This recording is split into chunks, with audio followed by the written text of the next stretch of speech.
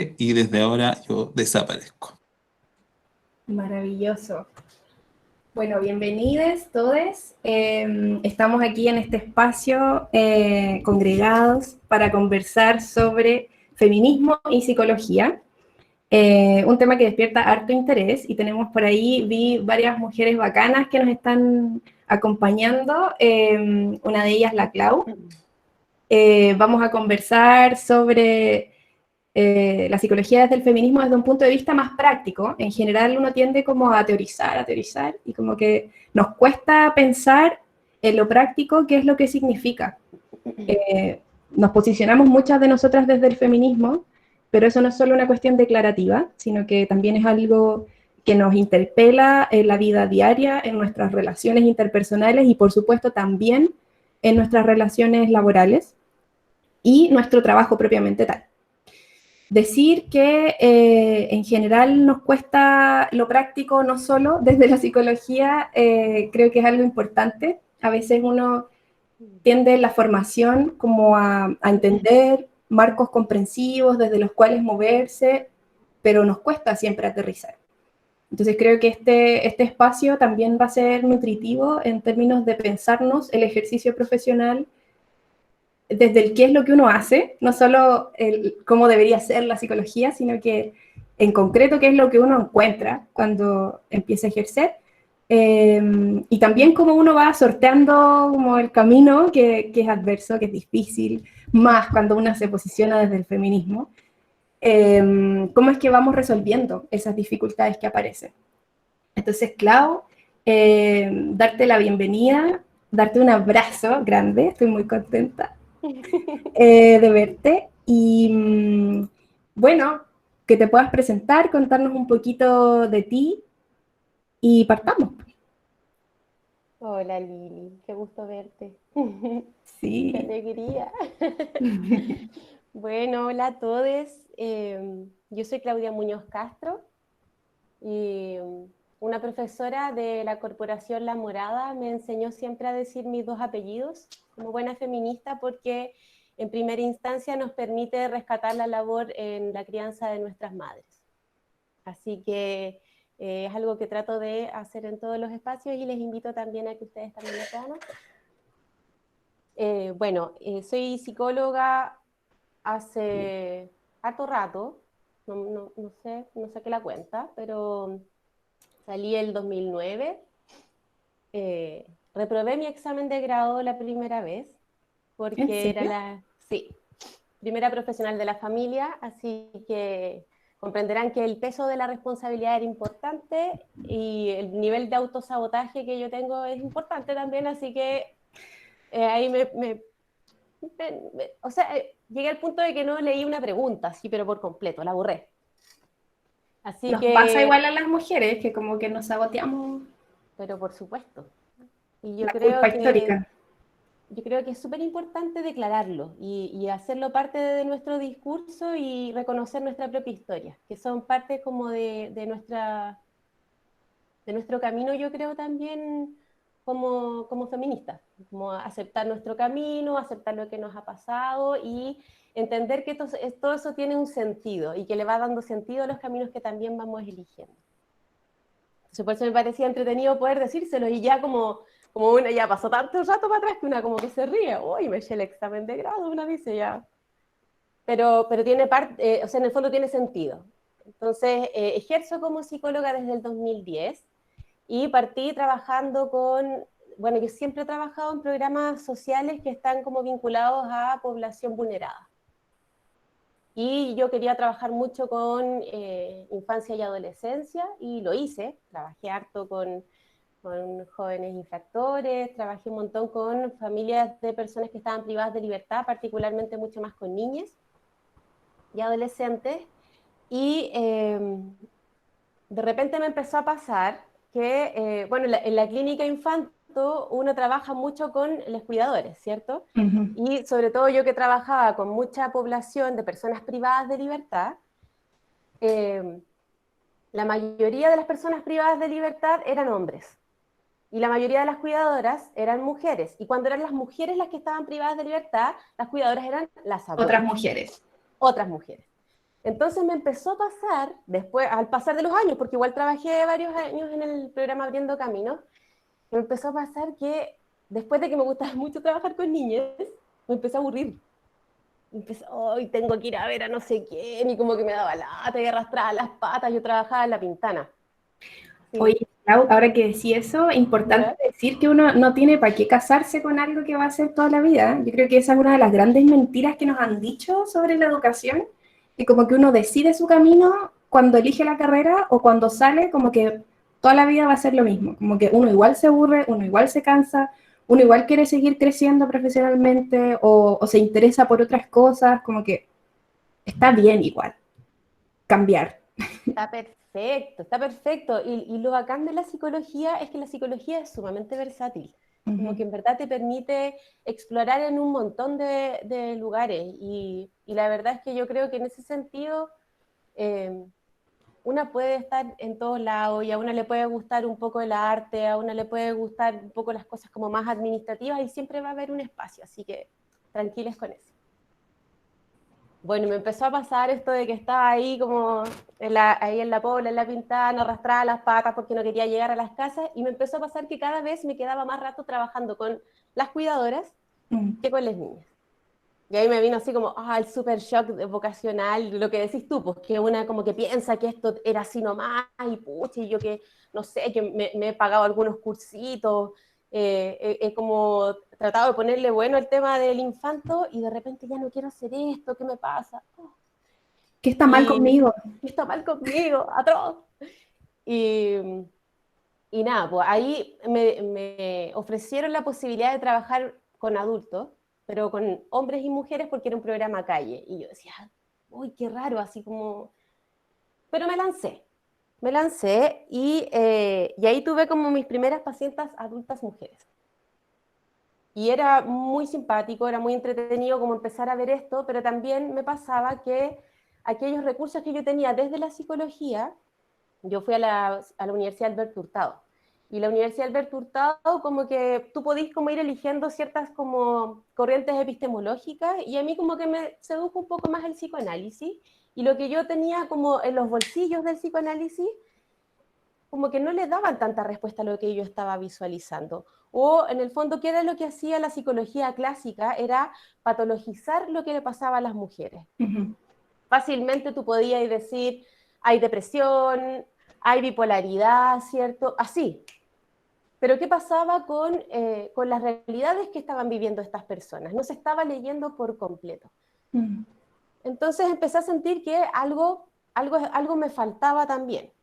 Y bueno, empecé como a recopilar como parte como de mi propia historia, y empecé a verme así como para atrás y verme como súper chica alegando así como, es que las mujeres también podemos. Y me empecé a dar cuenta que eso era transversal en mi vida y que yo no lo había estado escuchando, pero siempre aparecía una y otra vez. El llamado. El llamado, la luz ahí con una F. Y yo decía, ¿F de qué? De feminismo, pues.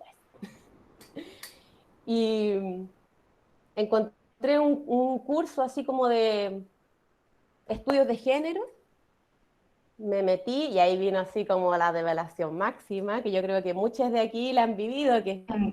es muy bonita y es heavy porque una vez que tú conociste el feminismo, no hay vuelta atrás. Sí, No hay te vuelta pusiste los atrás, lentes, no te los sacaste más. heavy, es heavy y es maravilloso también. Es maravilloso y muy duro. Yo creo que, bueno, yo creo que no es necesario explicar eso. Yo creo que todos entendemos como lo dulce y agraz que tiene el camino del feminismo, porque como que una anda detectando cosas en todos lados, En una misma. anda en una misma, bueno, sobre todo en una misma.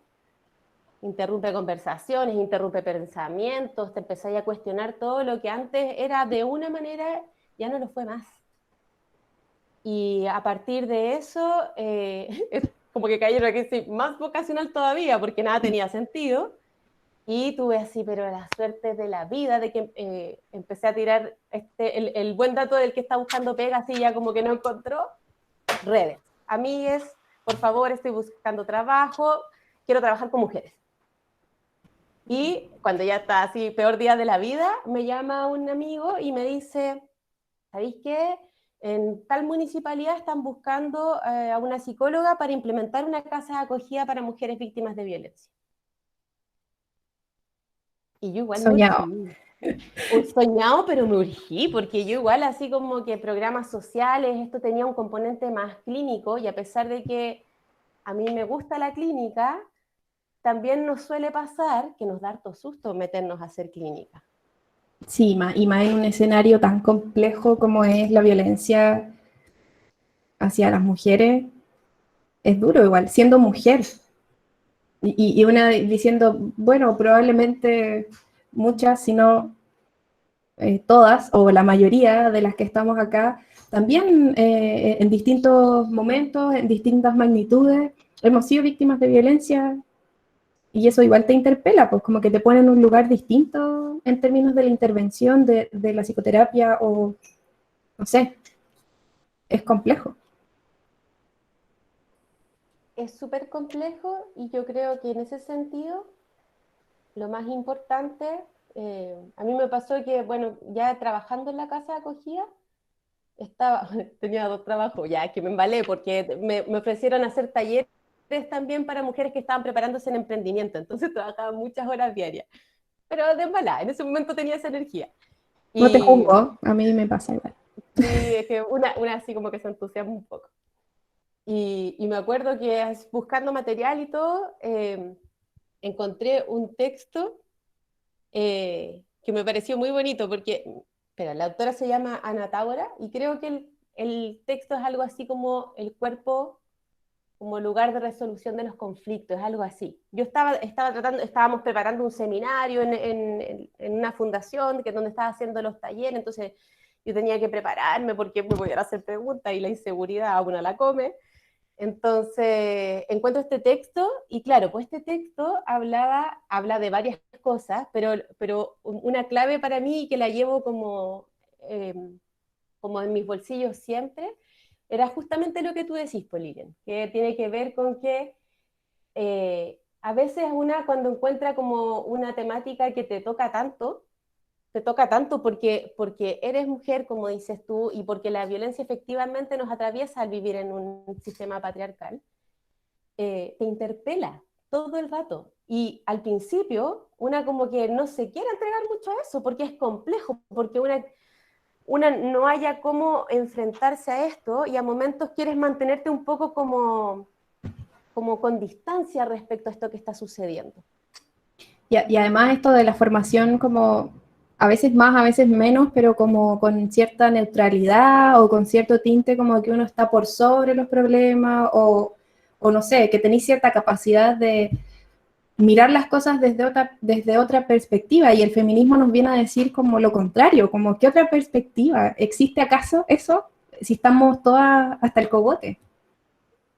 Sí, pues. Y yo creo que aceptar eso, bueno, es difícil, da susto, pero es importante mantenerlo todo el tiempo como enfrente para poder preguntarte de qué manera te afecta, de qué manera te interpela, de qué manera te remueve, porque si no te lo preguntas, y bueno, y ahí viene un poco como el tema, como tal vez viene el tema como más psicoanalítico, que yo no soy ortodoxa para nada, no me preguntan de psicoanálisis que me da susto, pero viene el tema de que si tú lo niegas, no vas a actuar igual, y va a aparecer de todas maneras. Entonces, al momento de que tú reniegas lo que te está pasando, va a aparecer en el escenario igual. Entonces, es mejor que lo estés trabajando y que tengas súper claro y súper como enfrente cómo te afecta lo que está sucediendo en ese espacio. Y cómo tú también has sido víctima, tal vez no de esas violencias, pero sí tal vez de otras, y tal vez de otras que una vez ni siquiera se acuerda y empiezan a aparecer también. Sí, oye, Clau, y ahí desde el punto de vista como práctico, yo creo que hay varias maneras como de autoanalizarse y observarse. Una de ellas, terapiarse, que es importante. Pertenecer a grupos de mujeres organizadas o tener momentos, no sé, de reflexión con otras mujeres respecto de estos temas. no sé, ¿qué otras cosas a ti se te ocurren que nos facilitan, que son como estas herramientas de autoanálisis o reflexión respecto de nuestras propias prácticas y nuestro lugar en esa relación terapéutica? Sí, voy a hacer como un saltito para contarte que yo ya no trabajo en una casa de acogida. Yo hoy en día trabajo en el Servicio Nacional de la Mujer y Equidad de Género. No es un gran orgullo de la vida, comprenderán por qué, pero lo que sí es un gran orgullo es que hoy en día a mí me toca acompañar a equipos que trabajan en la ejecución directa. ¿Por qué te lo menciono? Porque como me preguntas por herramientas que nos permitan trabajar con esto, justamente una de las cosas que hoy en día al menos nosotros somos un equipo que llevamos como un año juntas. Y una de las cosas que hemos querido incorporar tiene que ver justamente con el enfoque de género, con un acompañamiento que tenga que ver más con el feminismo, que sea un acompañamiento desde lo horizontal, ¿cierto? Que no venga desde una jerarquía, sino que de una colaboración, desde comprender que ninguno de los roles es más importante que el otro. Y medito este salto porque, bueno, justo el otro día hicimos inducciones anuales y hablábamos un poco, por ejemplo, del trabajo en casa de acogida y de lo importante que es el trabajo en equipo. Porque tal como tú lo mencionabas, bueno, por ejemplo, los equipos de casas de acogida son equipos de puras mujeres. Hay una casa de acogida que tiene un abogado, pero es como una excepcionalidad. Uh-huh. Y sin duda, uno de los trabajos más importantes, sobre todo cuando nos estamos enfrentando como a mujeres, a participantes que vienen con eventos traumáticos como numerosos y sus hijas también, la única forma de poder hacer frente a esto es tener un buen trabajo en equipo. Y que un buen trabajo en equipo no significa solamente como todos nos leímos los correos, ya llegamos a la reunión de equipo, sino que también tiene que ver, y por eso es como tan importante la contribución del feminismo, de poder aceptar lo que hablábamos hace un rato recién, que me están pasando cosas. Aceptar que, ¿sabéis qué? Porque imagínense, los equipos de casa de acogida trabajan en la casa de otras mujeres. Entonces, la cantidad de cosas que pasan así, pero es infinita. Y a veces a uno le pasa que uno está súper bien trabajando, pero está todo el rato sosteniendo. Y eso cansa, agota. es súper cansador y a veces hay momentos en que, ¿sabéis qué? No queréis más. O te pasa con una de las chicas que en verdad como que no la queréis ver. ¿Y sabéis qué? Estás bien. Porque por algo te está pasando.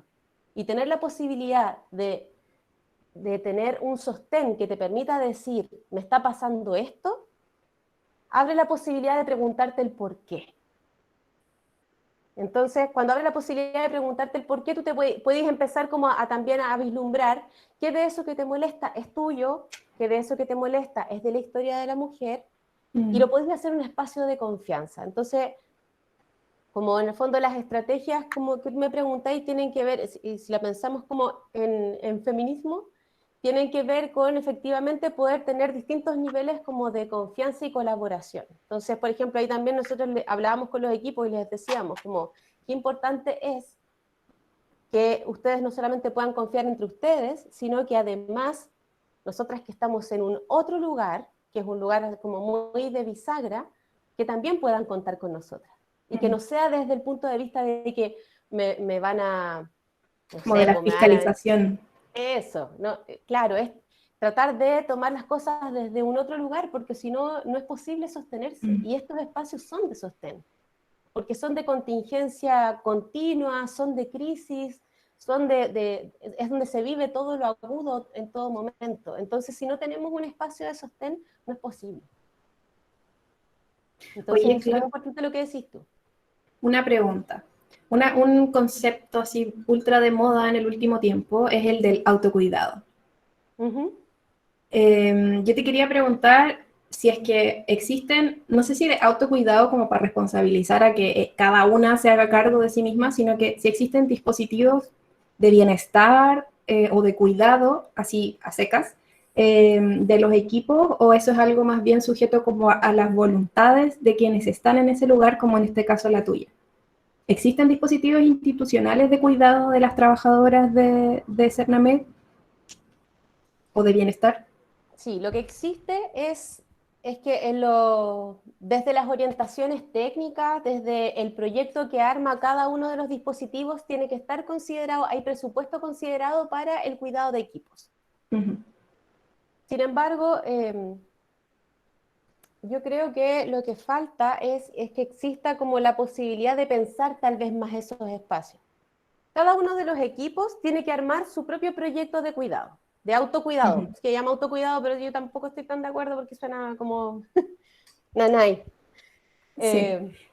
Pero efectivamente, cada uno de los equipos es como que tiene que ejecutar este presupuesto que además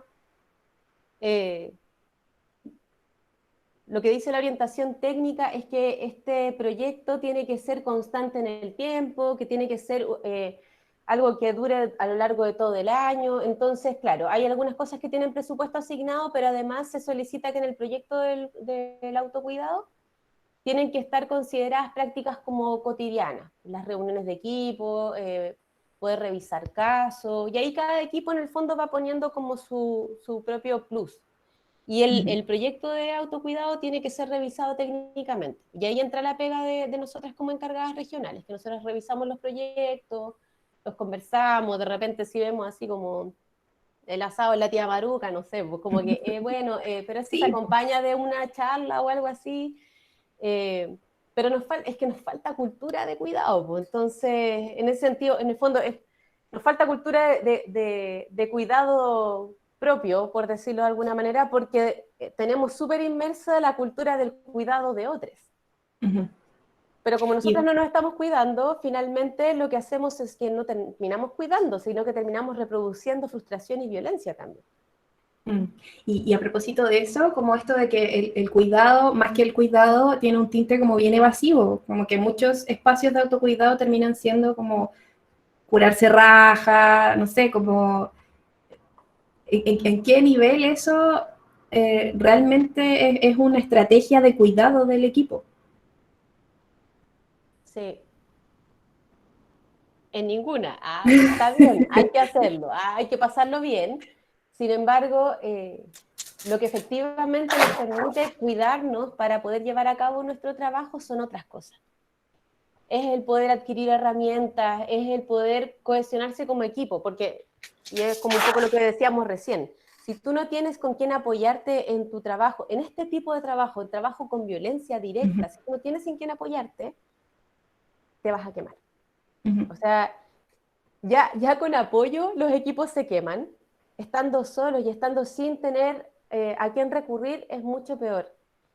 Y como un poco como poner como en un foco el hecho de que el trabajo con violencia es muy complejo, sobre todo porque la violencia, si pensamos en la violencia de género, por ejemplo, el enemigo es demasiado grande, es a momentos invisible, a momentos es demasiado visible, es institucional, lo encontramos en los espacios más pequeños, en espacios más grandes, entonces el nivel como de rebote y de frustración que tenemos en todo momento es demasiado grande. Entonces tenemos que tener espacios en los cuales podamos metabolizar, podamos elaborar un poco de esa experiencia, porque si no lo hacemos, nos va a hacer daño.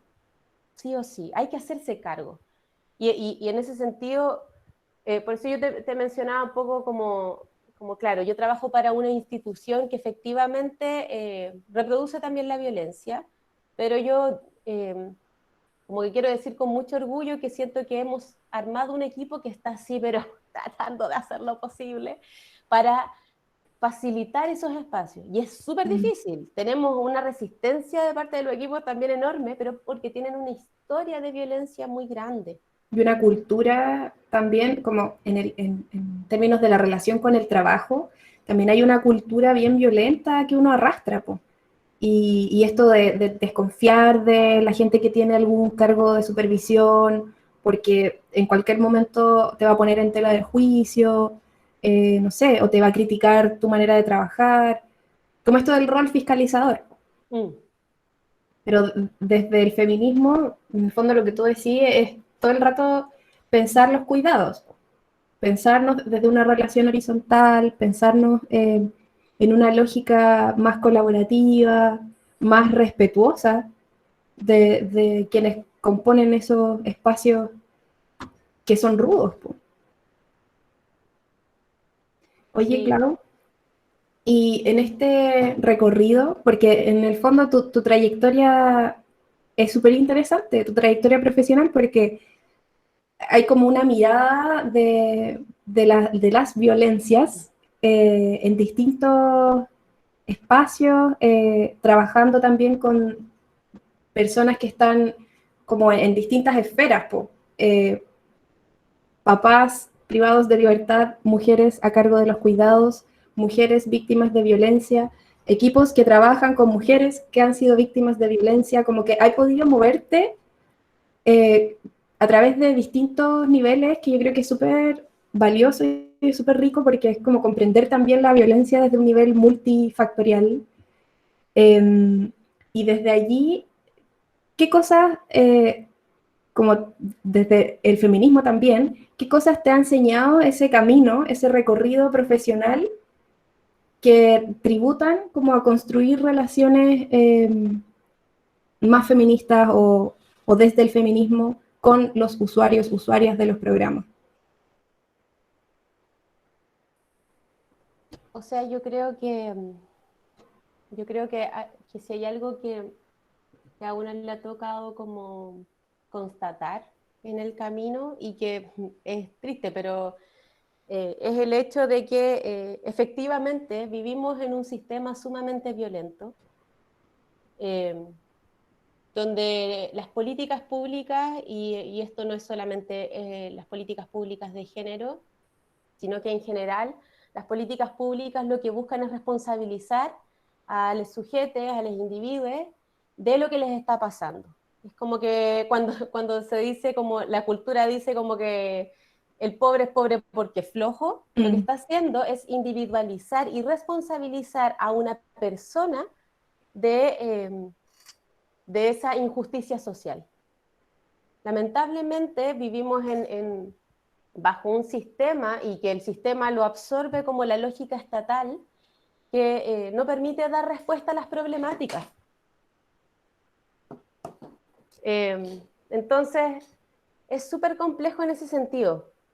Por ejemplo, la otra vez estaba como mirando las orientaciones técnicas me parece que eran como de los centros de la mujer. Entonces, hablaba que el problema de la violencia de género radicaba en que, bueno, en la inequidad, y ahí como que se habla de cosas como que no se comprenden en profundidad. Entonces, lo que hay que hacer es trabajar con las mujeres para empoderar a las mujeres para reducir la brecha de inequidad. Entonces, hay que trabajar con las mujeres porque las mujeres están poco empoderadas. Ese es el problema. Ese es el problema de la violencia de género, que nosotras como mujeres estamos poco empoderadas o que tenemos un sistema social patriarcal que en sí mismo no da las mismas oportunidades a los cuerpos feminizados. Ahora, por supuesto que no se toma de ese lugar, porque tomarlo desde ese lugar es poner en cuestión un sistema que mantiene las esferas de poder a las mismas personas que están en ese lugar de poder. Entonces, por supuesto que la política pública no se va a meter en ese lugar porque la política pública no busca cambiar el sistema. Y eso uno lo puede ver efectivamente en las distintas esferas de la violencia. Y da rabia, me enojo. Bueno, ahí la desobediencia dentro de las posibilidades que uno tiene, yo decía la otra vez, como todos tenemos un séquito de poder. Algunos más grandes, otros más pequeños, pero todos tenemos un séquito de poder. Y llega un momento en el que uno lo usa y tiene margen como para poder hacer cosas que son un poco más contraculturales o tienen un objetivo ético, político, que es medio desobediente, pero que nos permite hacer ciertas cosas. En un contexto, por ejemplo, en un contexto de dictadura, muchas de las cosas que podemos hacer hoy día desde la desobediencia serían impensadas. Pero hoy tenemos ciertos márgenes, de repente las políticas dicen palabras que no entienden o que no profundizan, pero que nos sirven como para legitimar ciertas cosas. No sé, hay estrategias que uno va como ocupando para generar otros espacios, para construir otras maneras de ver el mundo, de relacionarse, etcétera.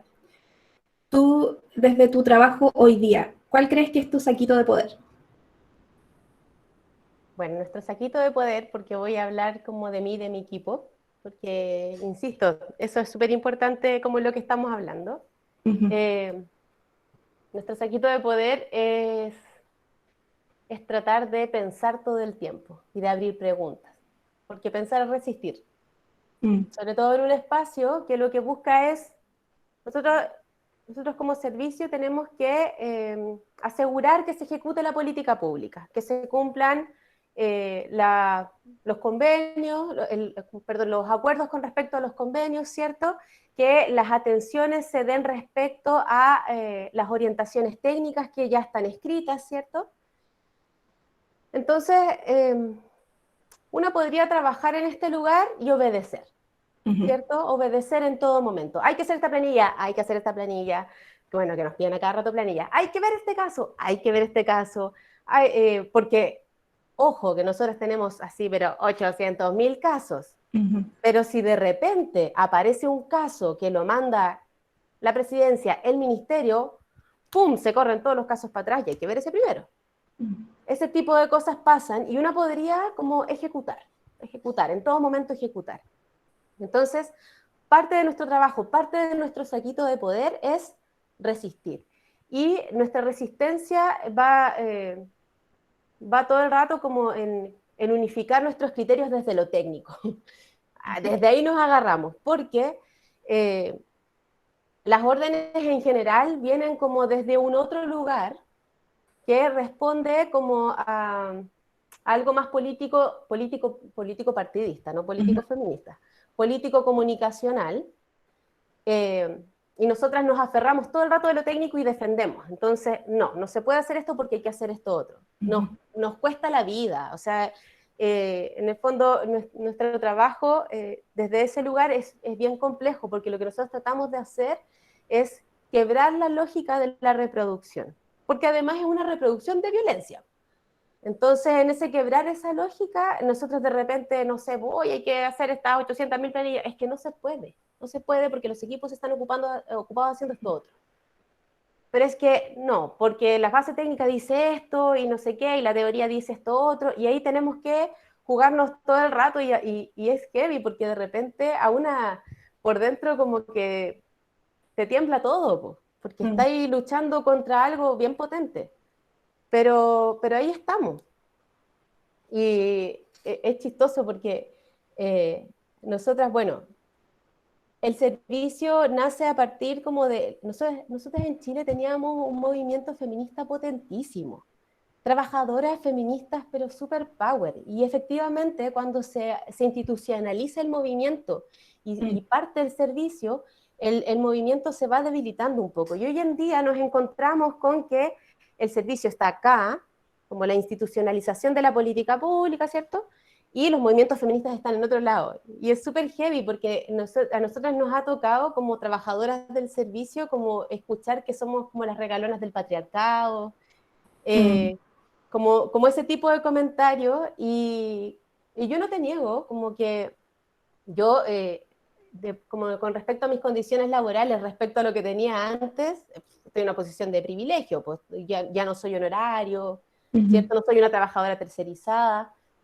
Y podríamos, insisto, podríamos reproducir todo lo que se nos solicita, pero nuestro saquito de poder está en la resistencia del pensar y cuestionar cada una de las órdenes que nos llegan. Cada una le pegamos pensamiento, le pegamos preguntas, nos sentamos a pensar lo que más podamos. Hay otras cosas que tenemos que hacerlas porque es como que las hacen sí o sí o punto, y punto, y nada, y de repente nos tocó en febrero quedarnos hasta las 9 de la noche haciendo cosas porque no se las quisimos pasar a los equipos y nos quedamos nosotros así, qué estúpidas somos. Pero nos quedamos con la porfía de que no íbamos a cargar nuevamente a los equipos con algo que había sido como por una mala decisión de otras personas. Pero ese es nuestro saquito de poder, Lili. Es el poder como criticar, cuestionar y darle una vuelta a la reproducción de algo que se viene haciendo de la misma manera como hace mucho tiempo. Mm. Oye, Clau, y te voy a hacer la última pregunta para que después abramos el micrófono. Em, Hay algunas cosas también que se naturalizan. Por ejemplo, en mi caso, yo trabajo en un colegio y desde los roles de género, por ejemplo, está súper naturalizado que son las mamás, las apoderadas, las mamás las que hacen el apoyo más ahora en las actividades académicas y son las mamás a las que uno cita siempre. El papá no puede pedir permiso para su trabajo, aunque trabajan los dos, pero la que pide el permiso es la mamá. Como que de repente cuesta hacer algún esfuerzo y tensionar y decir, necesito que vengan los dos, o vino la mamá antes, necesito que venga el papá, es que trabaja, le hago un permiso, le hago una hojita que diga que va a venir para acá, y no sé, como buscar maneras. ¿Qué es lo que se naturaliza en los espacios, desde los roles de género o desde la cultura patriarcal, en los espacios de trabajo con mujeres que son víctimas de violencia? Yo agradezco harto tu pregunta, Lili, porque es algo que últimamente he estado pensando harto. Y tiene que ver con la romantización del rol de cuidadores de los trabajadores que enfrentan esta violencia. Entonces aquí aparece La capa.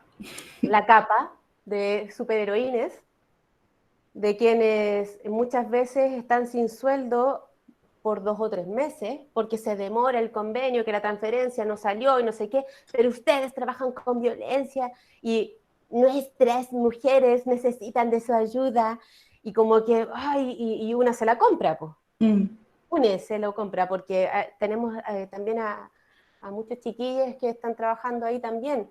Y en el fondo, como cuando una trabaja en violencia, una como que inevitablemente se pone en el rol del cuidado, ¿cierto? Y el rol del cuidado está asumido estereotípicamente desde lo femenino, y ahí aparece el rol como de lo femenino como materno, materno mariano, como más católico, del sacrificio, de hay que darlo todo, ¿cierto? Como esto como me saco la comida de la boca para dártela a ti. Entonces aparece como esa lógica, y hoy en día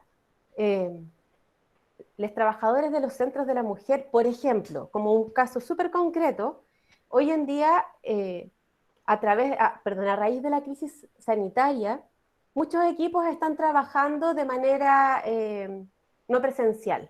El tema es que esto empezó en marzo, estamos en 25 de junio, y hasta hoy 102 todavía días. siento, Créanlo. sabelo. Y hasta hoy en día, la mayoría de los equipos no tiene resuelto el tema de tener un teléfono que le Que sea de pertenezca al trabajo. centro.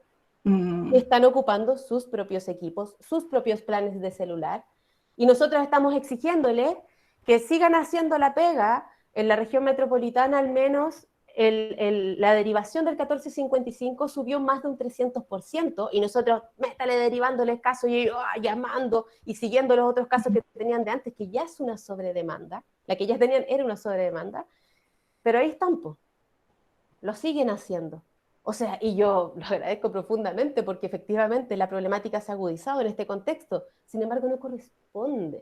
Bueno, y ahí estamos nosotros ahí como, ay, en todos los espacios, en el nivel nacional, así como no corresponde, los trabajadores no están con sueldo y no sé qué, y no firman contrato. Pero pasa, y sigue pasando, y es muy impactante, Lili, y por eso te agradezco la pregunta, porque hace unas semanas atrás me ha tocado tener muchas reuniones del servicio a nivel nacional, y es impactante. O sea, como que yo, como que, para serte súper honesta, como que yo ya estoy ahí como que, este parece que no es mi lugar, porque la gente está, además de estar muy dañada, tiene muy comprado el tema de, pero lo seguiremos haciendo porque las mujeres y no sé qué. Y por supuesto que hay que dar la lucha por nosotras, pero la tenemos que hacer como avalando la violencia que reproduce la institución hacia nosotros.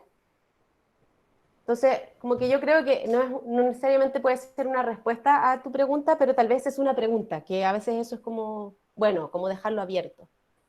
Sí, o sea, yo creo que, y aquí aprovechamos de abrir al público, yo creo que es importante cuestionarse esas relaciones, porque en el fondo, ¿qué es lo que implica una psicología desde el feminismo? Hacerse preguntas incómodas, pensar qué es lo que estamos naturalizando, pensar qué estereotipos de género o qué roles estamos reproduciendo en tal o cual acción profesional o decisión profesional que tomamos. No da lo mismo que siempre estemos llamando a las puras mamás para que se hagan cargo de las cuestiones que pasan en el colegio, versus a que tratemos de equiparar, po. O no da lo mismo que hablemos de los profes como si no tuvieran en sus casas hoy día otras cosas de que ocuparse. La mayoría de las profesoras son mujeres y además tienen hijos y además tienen que ser las mamás profesoras dentro de la casa y las profesoras a los estudiantes a través de la pantalla. Eso en el contexto como escolar. Entonces, no puedo no preguntarme qué pasa con lo que pido, desde si le pido que haga una planilla o no, porque el trabajo administrativo es enorme y de repente innecesario. Entonces, como que son cosas que parecen pequeñas, pero que son importantes, porque impactan en la vida de personas, por más que parezca una tontera, pero no lo es. Es potente, es relevante, es trascendente. Y así otras cosas que uno podría preguntarse, pero no se pregunta porque no se da cuenta, po. Entonces tiene que haber espacios reflexivos, tiene que haber lecturas, tiene que haber interpelaciones también. O sea, yo creo que esto mismo del feminismo fuera de lo institucional, que critica de repente cosas que, claro, eh, suenan incómodas, pero a veces igual hay algo como de razón en eso y que permite como decir, oye, sí, en realidad, y otras cosas que uno dice, ya, no, en verdad, no cachai cómo es lo que está pasando acá y no tiene nada que ver, pero hay distintos motores po, de cuestionamiento. Y yo creo que una de las cosas como más relevantes que tiene el feminismo en la psicología o en la vida tiene que ver con eso, con cuestionarnos, con preguntarnos. Y probablemente no podamos responder todas las preguntas que nos hacemos, eh, pero sí lo intentamos. Po. Y para eso es importante tener compañeras que te apañen en esa búsqueda. ¿Alguien quiere preguntar, comentar algo a propósito de esto? Vi ahí conectada a la Ale también. No sé si querrá comentar algo. Te leí la mente. Pillina, pillina. Era que no, era que no. Ale, te escuchamos. ¿Me escuchan ahí? Hola, Ale. Hola, ¿qué tal? Soy un fantasma que aparece así de repente. Ah. Por estos lados. Me encanta este fantasma. Soy un espíritu. Oye, es que no me pude aguantar a entrar, estaba trabajando, pero dije, ya el Bori me avisó, dije, bueno, voy a hacerme un tiempito para escuchar, porque además he estado escuchando en esto del mundo virtual, que de repente tenemos talleres, conferencias y todo por todos lados. Por todos lados. He estado escuchando, entre muchas cosas que he estado mirando, escuché un par de estas cosas de Sublime, de psicoterapia feminista, como de distintas perspectivas. Y me quedo dando vuelta un montón de cosas en relación a esto.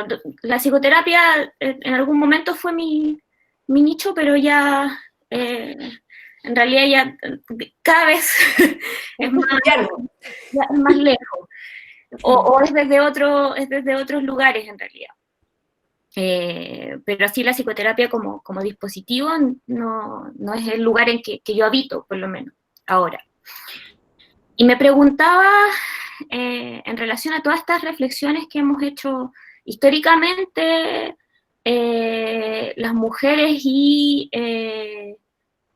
lo otro, en realidad, como la amplitud de lo otro que no es el varón hegemónico, heterosexual, burgués, occidental y bla, bla, bla, bla, toda esa matriz, como cuál es el rol como de lo masculino en la psicoterapia, en el sentido, y en realidad en todo, pero porque claro, nosotras estamos conscientemente haciendo este trabajo de tensionar, hacernos preguntas, colectivizarnos, generar otros tiempos, generar otros procesos productivos y reproductivos. Incluso cuando no tenemos conciencia de ello, eso aparece. Po. Pero, y me surgió esa pregunta a partir de uno de estos live que vi, un pedacito en donde incluso había nombres conectados, y yo decía, ¿qué hacen ahí? ¿Qué hacen ahí escuchando todas estas reflexiones donde está el feminismo, está la historia del feminismo, está cómo el feminismo potencia nuevas reflexiones, nuevas formas de construir el mundo, de mirar el mundo? ¿Y qué están haciendo ustedes? Como que esa pregunta estaba ahí todo el rato, así como decía, puta, están ahí, están mediando, están escuchando, siempre así como con esta actitud de, hoy sí, chiquillas, qué bacán que hagan esta pega, pero sin interpelarse mucho, creo. Y me preguntaba como en términos de la potencia que podemos tener, que sabemos que es amplia, alta y que somos peligrosas, pero que también eso tiene un techo que tiene que ver con esto, pues si no hay un masculino que se pregunta a sí mismo cuál es la manera que está construyendo su forma de ser hombre en el mundo, al Boris le dieron ganas de meter la cuchara, ¿cómo podemos pensar en retejer este tejido social? Es una pregunta que yo sé que no tiene una respuesta, pero la tiro porque me parece interesante como la reflexión. Sí, Eso. buena pregunta. ¿Es posible una psicología feminista desde lo masculino? La dejo ahí, me voy a retirar lentamente. Yo también voy a apagar mi cámara y Nos veremos en el próximo capítulo. ¿Voy a silenciarme ahora? voy a silenciarme en este momento. Adiós. Desaparezco lentamente. Vamos a apagar todas las cámaras. Ya, este es un pensamiento muy desde como espontáneo y desde este lugar. Yo creo que el feminismo como que no le pertenece a alguien necesariamente. Yo creo que el feminismo en primera instancia, me pasó hace mucho tiempo que estaba como leyendo de feminismo, como típico como que te ponen como no sé, pues como lo más potente del feminismo, Revolución Francesa, y aparece la Simone de Beauvoir, ¿cierto? Mary Wollstonecraft, y como que eran típicos nombres que uno ya calla. Y me acuerdo que de repente me puse a leer algo que llevaba el feminismo mucho más atrás, y como un pensamiento muy simple y que tenía que ver con como el asumir que todos éramos personas y que por tanto teníamos derecho como a las mismas oportunidades. Y era algo muy simple, es súper simple y como que nos lleva como a toda esta reflexión que podemos nosotras hacer como posterior y en la práctica, en lo concreto, ¿cierto? Y yo creo que desde ese pensamiento básico, como que por supuesto que podemos incluirnos todos.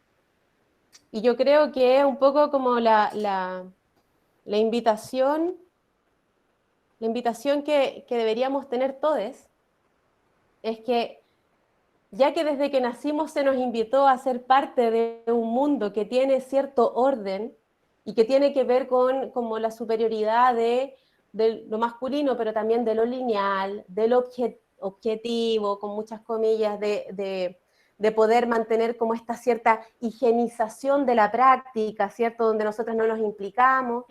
Entonces, tal vez la invitación es justamente a implicarse, a cuestionarse, pero sin alumbrarse. Y ahí yo creo que es algo muy interesante, porque yo creo que a todos nos ha pasado como que estamos en un espacio y aparece el socio de construir, ¿cierto? Yo soy desconstruida, estoy en deconstrucción y no sé qué, bla, bla, bla, ¿verdad?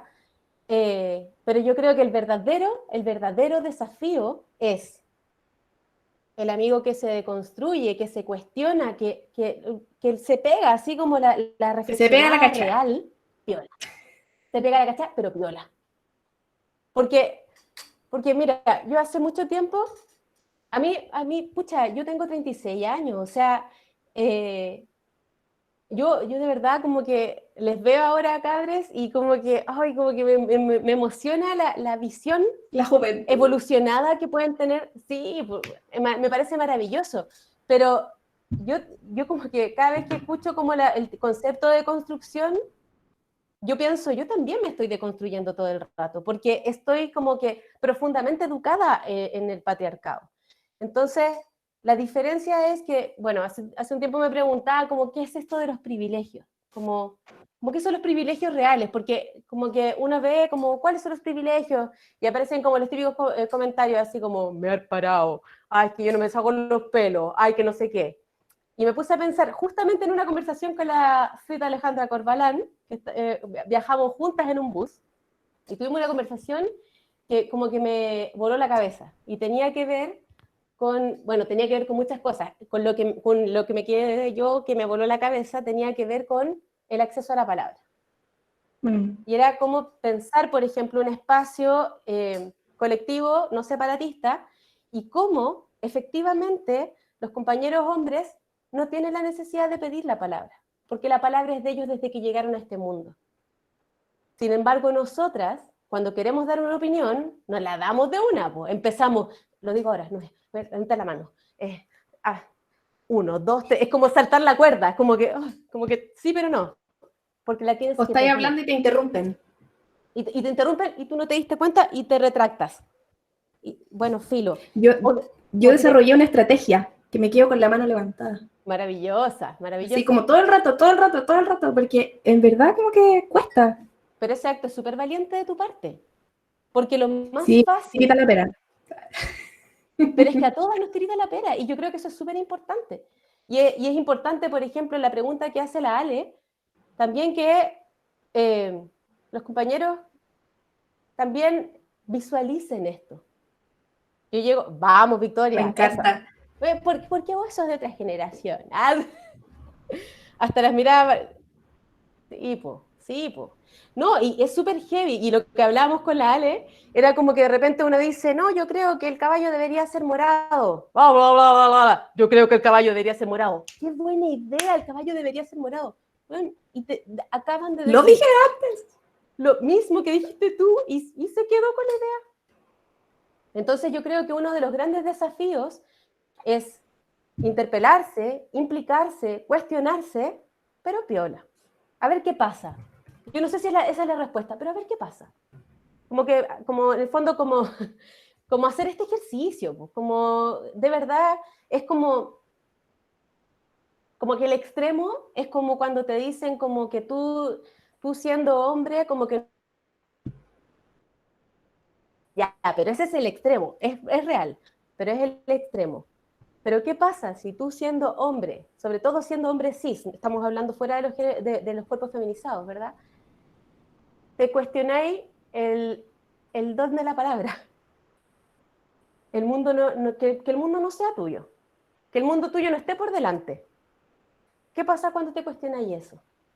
¿Qué pasa cuando te ponéis los lentes, ¿cierto? Y empezáis a cachar que tal vez debería pedir la palabra, o la compañera lo dijo antes, o ese tipo de cosas. Obvio que es muy difícil tener la respuesta a la pregunta que da la Ale, pero que es bacán porque nos permite como seguir dándole vueltas, pero yo creo que tal vez ese podría ser un primer paso. Oye, ¿y qué dirá el público así por último en el chat nomás? ¿Piensan que es posible una psicología feminista desde lo masculino? Ponen sí, no en el chat, podría servir. La Tulsi dice, los que muestran más la banderita de deconstruides son los menos. Y la Anita Antonella dice, hola, quisiera pedir si nos pueden nombrar textos y o autoras que hablen sobre feminismo. Y luego Boris quiere decir algo. Me parece muy bien. Bueno. Pidió la palabra. Pidió la palabra. Pidió la palabra. Nos preguntan por autoras o por recomendaciones. Pucha, yo quiero recomendar algo que a lo que llegué gracias a la Ale, que como que me voló la cabeza y estoy como un poco rayada, porque como que una se pega, ¿cachado? Como que Sí, si me obvio. hubieran preguntado esto mismo en otro, en otro momento, te respondo otra cosa. Pero la Audre Lorde, no sé si lo pronuncié bien, pero ella como que propone un feminismo que me hace mucho más sentido desde ser latina, desde ser mestiza, no sé, un lugar muy de los límites. Y a mí al menos eso como que me hace sentido ahora. Súper, bacán. Yo estoy, ahora estoy pegada con un libro, que lo tengo acá al lado mío. ¿Se Uno ve? se pega, no se alcanza. Ahí dice violencia de género y psicoanálisis. Agonías La, impensables. la autora es Irene Friedman y es psicóloga, es psicoanalista y ella trabaja como en el Servicio Nacional, pero argentino, acompaña equipos y en ese libro en particular parte haciendo como una crítica al psicoanálisis, pero como el ejercicio de construcción y reconstrucción desde otra mirada. A mí como que lo estoy leyendo y estoy así, yo la había visto como en ponencias, y en ponencias ya era bien fans, y había leído como unos textos más cortos, estoy mirando mis libros, de ella, y me gusta su forma. Bueno, es que a mí me gusta un poco como las argentinas cómo llevan la clínica, si es que les interesa un poco la clínica. A mí la clínica siempre me parece interesante porque fuera de el box, ustedes comprenderán que trabajando en programas sociales, box no he tenido. He hecho clínica, maravilloso, pero es que uno aprende mucho, porque en el fondo lo fundamental, ¿qué es la clínica? La clínica en sí es abrir un espacio para la pregunta, y eso es clínica. Todo lo demás, el setting, el encuadre es variable. Entonces, me gustan las psicoanalistas argentinas, pero que hablan, no son tan enredosas necesariamente, a veces sí, pero la Irene Friedman, la Irene Meller, que ahora voy a tomar un curso con ella, ay, estoy muy emocionada. Bueno, hay una que es muy básica, que es muy básica y para mí fundamental. Yo he escuchado como algunas críticas. Nuria Varela, Feminismo para principiantes, tiene además un libro que yo, sin conocerla, lo compré porque me tincó cuando lo tomé, que se llama Íbamos a ser reinas, y ese libro habla de la experiencia de mujeres víctimas de violencia de género y que han estado en casas de acogida. Y yo, estando en casa de acogida, me pasó que un par de chiquillas querían leer, y había una que se quería volver a los testigos de Jehová porque tenían una gran biblioteca, y yo así como, pero yo te puedo prestar un libro. Y llevé todos mis libros a mi pega, y ella eligió este. Se iluminó, y en todos los talleres da unos ejemplos que yo decía, ¿de dónde sacaste esto? Del libro que me prestaste, y ahora también lo estoy leyendo. Porque mi déficit atencional me hace leer más de una cosa a la vez. Y lo dejo y después me frustro, pucha, no lo leí. Pero eso, igual después se me olvidan los nombres, como que veo caras de mujeres muy valiosas, pero después me pueden escribir y les puedo mandar como bibliografía que a mí me puede parecer interesante desde lo que yo hago también. Gracias, Clau. Boris había pedido la palabra y ahí en el chat la Ale está dejando varios links para que los revisen. Oli. Hola. Primero tengo que decir que lo que voy a decir a continuación lo voy a decir con bastante pudor. O sea, no, todavía no empieza el pudor. Primero que todo tengo que decir que están tres de las mujeres con las que yo he ido aprendiendo y entendiendo el feminismo. Mis primeras conversaciones con la Ali, mis conversaciones que continuaron con la Clau y algunos encuentros que hemos tenido ahí con la Lili en ideas que de repente la Lili las tira y yo quedo así como, no había pensado en eso. Y hemos hablado harto, tengo la fortuna de tener amigos con los que nos pensamos esta cuestión. Y una de las cosas es, primero que todo, que a mí me ha tocado harto que los hombres que de alguna manera interpelamos a otros hombres, lo seguimos haciendo desde la imposición como de la virilidad, ¿no? Y como, ¿qué te pasa, conchetumare?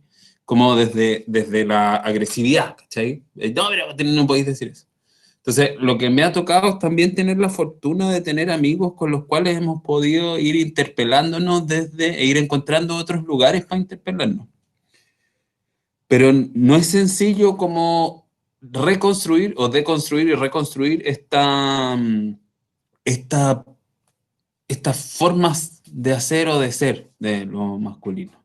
Y efectivamente, si ustedes me preguntan, ¿hay un aporte que podamos hacer a una psicología feminista? Yo creo que sí, pero también implica que abandonemos ciertas costumbres, ¿cachai? Como por ejemplo, así como la competencia del más deconstruido. Esa cuestión es súper loca, así como los hombres que estudian para ser dula, ¿cachai? Y lo publican en todos lados, así como, me voy a convertir en dula, ¿cachai? Como, y a mí me llama harto la atención cómo en el fondo hay un subtexto de lo masculino y está el otro extremo, que es quienes tratan de hacer el camino, pero desde la culpa, ¿cachai? Desde no, yo he sido violento y por lo tanto ahora tengo que bancarme toda la violencia que las mujeres quieran volcar hacia mí porque yo he sido, ¿cachai? Entonces, este punto como intermedio de decir, ok, la cagué, la vengo cagando hace rato, pero quiero como rectificar esto sin cargar una mochila de culpa, que de nuevo es muy cristiano, es muy como muy patriarcal el aprendizaje de la culpa, pero sin tampoco caer en esto de, mira, voy más lejos que tú en la carrera de la deconstrucción. Entonces, nada, yo he aprendido en este par de años a decirle a mis amigos que los amo, que están en la lista de hombres que yo amo. Eh, y eso, yo creo que efectivamente si hay algo que nos queda es un camino largo a los hombres, pero también ir aprendiendo solitos, sin estarle pidiendo a las mujeres, oye, enséñame feminismo, porque no es su pega, po, ¿cachai? Es también ir educándote. Y vamos a meter el dedo en yo tal como decía la Clau hace un rato, y también la Lili, como que uno se equivoca en este camino, y los hombres también nos vamos a equivocar hartas veces, pero hay que darse la licencia también de hacer algo que los hombres hacemos muy poco, que es pedir perdón, ¿cachai? Poder pedir perdón, poder aceptar que la persona que se pueda sentir pasada a llevar, que eso no significa que no haya pasado. Si alguien te dice, ¿sabéis que me pasa esto con lo que hiciste? Independiente de que no haya sido tu intención, algo le pasó, tenéis que aprender a pedir perdón, tenéis que rescatar los aprendizajes de eso y seguir adelante. Y a veces no te van a perdonar, y a veces sí, ¿cachai? Entonces, yo creo que un camino desde el hacerse cargo viene de ahí, pero sin la culpa, weón. Sin la culpa. Yo creo que la culpa es muy pesada para avanzar, te entrampa. Eso quería decir. No lo tengo resuelto, y creo que nadie, pero nada. Gracias por Oye, la palabra. me hiciste recordar, Boris, un podcast que se llama Pelota al Piso. Y es un podcast que habla sobre masculinidades. Así que si les pinta revisar, Sí, me voy a había hablado dejarlo de eso ahí. y me lo mandaste y yo, perdón, no lo escuché. No Voy estaba a poner un un link, link. pero que Ya, habla bacán. un poco de los primeros capítulos. Así que ahí A lo mí me dejé. parece bien interesante lo que dice el Boris porque me recuerda como otra práctica súper patriarcal y que todos reproducimos, que es el que mea más lejos, el que la tiene más larga. Nosotras también, que lo conversamos en el encuentro feminista, ¿te acordáis? De sacar el feministrómetro, que quién es más feminista y no sé qué, y que finalmente esta práctica competitiva de quién es más es algo que se reproduce una y otra vez, como el poder, yo creo, renunciar a querer ser la más, a la competitividad, ¿cierto? Y cambiarla por la colaboratividad, también es un desafío diario igual, o sea, porque vivimos en un sistema que socioeconómicamente funciona desde ese lugar. Entonces, como cuestionarnos es importante y volviendo a la pregunta de la Ale, como que los hombres también puedan como cuestionarse el tema de la competitividad es todo un tema porque la masculinidad en sí misma eh, el masculino como hétero, ¿cierto? Que viene como de este modelo más hegemónico, ese modelo de masculinidad es muy frágil, es muy débil, y por eso es que aparece la violencia, ¿cierto? Entonces ahí una compañera habla de la teoría del King Kong, de cómo, por ejemplo, la violencia sexual viene a volver al lugar y a demostrar que yo estoy en el lugar de lo masculino y tú de lo femenino y subordinado. Entonces, desde el poder. Por ejemplo, la Rita Segato, hablando de la violencia sexual, señala cómo yo también, cómo desde lo masculino se castiga a lo femenino, se le devuelve al poder, ¿cierto? Y yo vuelvo a decir que soy hombre y estoy en el lugar de poder. Y también habla como de la teoría de los pares, de cómo yo entre pares como que demuestro, y ahí habla como de los ataques sexuales colectivos, demuestro quién es más hombre y nos reafirmamos en nuestra masculinidad. Entonces, como tener la valentía no me acuerdo, justo el libro que estoy leyendo ahora habla de eso, no me acuerdo cómo se llama el concepto, pero es como es como el vértigo de la desidentificación de género. Es como, ¿y ahora qué soy? Po? Porque efectivamente la masculinidad es algo, el concepto de la masculinidad estereotípica es súper duro, es difícil. Entonces, ¿cómo te mantenís en ese lugar? O sea, es como ser la mamá perfecta, es ser el macho perfecto. Es muy difícil. Entonces, para afirmarte en ese lugar, tenés que violentar, inevitablemente. Entonces, como un poco lanzarte al vértigo de la desidentificación, lanzarte al vértigo de la del cuestionamiento, de hacerte preguntas, de interpelarte, yo creo que puede ir como por el camino de poder hacer como psicoterapia también desde lo masculino. Sí, y ¿sabéis qué? Yo, esta es mi opinión, creo que desde la psicología feminista, tal vez hombres que se hagan cargo de trabajar con hombres violentos. Esa pega que yo creo que no podemos hacer nosotras. En la psicoterapia con hombres que han violentado a sus parejas o con, no sé, personas que están en ese lugar al cual no va a ser una interlocutora válida o legítima, una mujer que los cuestione, como que no tendría sentido una psicoterapia y tampoco sé si nosotras estaríamos dispuestas a ocupar ese lugar. Entonces yo creo que ahí hay hartos desafíos como para nuestros compañeros hombres psicólogos. Oigan, estamos como en la hora. Está bien entrete la conversa, creo que esta es como la semana feminista. Me encanta. Así que quiero aprovechar de pasar el dato. Mañana en Libertad de Cátedra, 4 de la tarde, vamos a estar hablando de educación no sexista. Así que entretenido también. Vamos a seguir un poco la conversa. Vamos a tener invitadas especiales también, así que no les voy a decir para que sea sorpresa. Y lleguen ahí con ganas. Muchas gracias por participar, por conectarse. Llegamos en un momento a las 90 y tantas personas, así que bien, me da gusto ver que esto despierta interés. Agradecerte, Clau, por la disposición, por tu comentario tan genuino como de la trayectoria de vida y profesional y cómo eso se mezcla, como que uno no... ¿Qué más feminista que hablar de una misma así, sin segmentar como lo laboral o no sé, pues como que somos un todo complejo y desde ahí nos vamos moviendo con nuestras dificultades, inseguridades, auto boicots, síndromes de la impostora y valentías también, porque también somos valientes y también desobedecemos. Así que muchas gracias. No sé si quieres dar algunas palabras de cierre. O la Ale también, no sé, como comentarios al cierre. Yo quiero agradecerles este espacio, esta oportunidad. Creo que, bueno, yo le había comentado al Boris que me parece muy bonito esto que ustedes están haciendo en un momento de incertidumbre total, donde perdemos rutinas, perdemos certezas, perdemos tanto, Entonces, mantener ciertos vínculos, ciertas compañías, ciertos ritmos, nos fortalecen de alguna manera.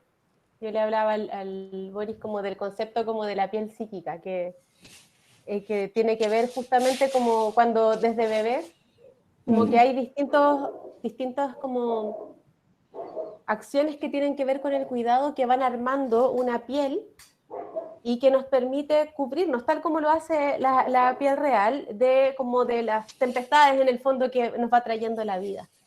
Y aquellas labores del cuidado que arman esta piel psíquica tienen que ver con los ritmos, ¿cierto? Como cuando uno mece a la guagua, ¿cierto? Que uno le habla y eso va armando como cierta cobertura. Y me parece que este espacio arma como un poco de piel que nos permite como enfrentarnos a estas dificultades. Así que me parece súper valioso lo que están haciendo, como que les felicito un montón por el trabajo y yo la verdad es que siempre agradezco, como que no puedo parar de hablar, porque agradezco mucho los espacios que hay para hablar de feminismo, porque el feminismo es no hay nada mejor. Así que invitarles a todos, es la cumbia. Y la cumbia es amor. Y la cumbia es amor. Entonces a todos a ser valientes como han sido las feministas durante tanto tiempo y atrevernos a ponernos al desnudo, a interpelarnos, a cuestionarnos, a preguntarnos por qué hoy en día estamos donde estamos y por qué hemos tomado estas decisiones. Y a partir de eso, tomar esas banderas de lucha para seguir adelante. Muchas gracias. Sí, yo quería decir una cosita, que es primero preguntarle a la Clau si está disponible, porque estamos trabajando con el Centre de Estudiantes en la planificación del mes de julio. Entonces, si está disponible para generar algún espacio similar durante julio. ¿Lo conversamos? Obvio. ¿Disposición? Sí. Perfecto. O sea, si los estudiantes también quieren. En el chat están pidiendo más espacios así. Sí. Y lo segundo es que voy a dejar de grabar, porque como estoy en los controles, estoy haciendo del patito fresh, pero mejor. Una cosa como el halcón fresh, recuperando a Felipito. Y quiero como... nada, chiquillos, ustedes como que ya saben, este es el momento para que el chat explote de amor, así que pueden ir dejándole todos sus mensajes de amor a la Lili, a la Ale y por supuesto a la Clau, que además nos abre una ventanita a su casa. Yo siempre rescato esto, que la gente cuando participa en estos espacios nos abre la ventanita a la casa. Así que voy a parar la grabación. Y muchas gracias, Clau, muchas gracias, Lili, por el apañe, muchas gracias, Ale, por estar. Besitos. Oye, ¿puedo decir algo antes de finalizar esto? Obvio que sí. Pero ¿paro la grabación o no paro la grabación? Pero me da igual. Yo soy un fantasma. Ya. Aparezco yo. Ya. Yo solo voy a tirar ahí porque yo iba tratando de buscar la bibliografía que iban mencionando y la puse ahí. Buena. Notable, muy rápido. La de la Cláusula, porque las otras las conocía, pero como yo soy lejana, estoy acercándome ahora al psicoanálisis, no la tengo tan ahí a la mano, ¿ya? Pero ahí por lo menos ahí quedó alguna cosa en línea. Pero decir también para los compañeros que está bien el ejercicio de la intuición, de irse revisando, pero también, como nosotras lo hacemos, tienen que estudiar. Y hay cosas que ya están dichas y que están reflexionadas y obviamente no es un diálogo cerrado, pero creo que es necesario ir profundizándolo. Y ahí yo creo que el trabajo de Connell, que no puedo pronunciar, es una mujer que tiene un nombre muy extraño y es impronunciable para mí, pero Connell, voy a escribirlo en el chat también, ella trabaja masculinidades y habla sobre conceptos como la homoafectividad, la homosociabilidad, el tema de las alianzas masculinas, que es muy interesante, y yo creo que hombres leyendo eso, ahí les puede explotar un poquito la cabeza para darse cuenta de las cosas que hacen sin darse cuenta por estar inmersos en esta cultura patriarcal. Solo eso quería decir. Muchas gracias. Me encanta verlos, verles a todos. Y eso, un besito. Ya, Por favor. voy a detener la grabación ahora sí para que quedara registrado su último comentario y hemos detenido la